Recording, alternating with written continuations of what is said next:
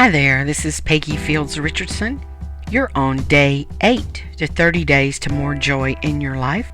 Today's lesson is all about the joy of pampering yourself. One of the most pleasurable things I've found to create joy is to set aside time to actually pamper myself. Naturally, pampering means something different to each of us. So my idea of what constitutes pampering is not going to be the same as yours. But let's talk about why it's important to pamper yourself. You see, everybody I know has a busy life, and especially working women with families. They usually have way more than they can comfortably handle. As a result of always being busy, even when it's a positive busy, we get stressed physically and mentally. Simply put, stress can kill you unless you learn to handle it in a productive manner. So to me that means learning to relax and indulge yourself on occasion. Maybe allowing yourself to be pampered in whatever is indulgent and restful to you.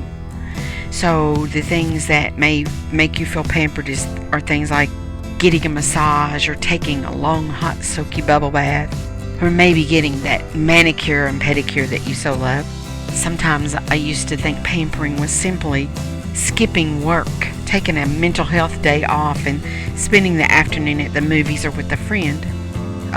Some people like spending the day at the mall, but shopping's not my thing. But I do like lying in the sun for an afternoon.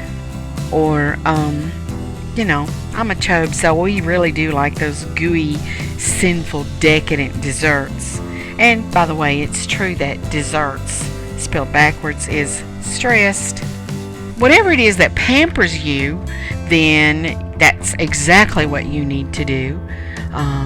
To figure out, you need to figure out a way to enjoy one or two items from your own list of what makes you feel pampered. Now, at my most stressful time in my life, I could not afford pampering. So sometimes you have to be really creative in how you bring that about. For example, there are people who can't afford a babysitter to, take the afternoon or evening to be pampered. So my suggestion would be that you talk with a relative, a friend, another mother, and work out an exchange. Perhaps you'll keep the children one afternoon when they need some free time, and they'll do the same for you. Sometimes the budget is an issue, and you can't stretch the budget for a massage or a manicure. So you have to be a little creative in finding out how to do those things. Maybe there are other ways that you could supplement your budget. For example, looking around and seeing, okay, I haven't used this in a long time.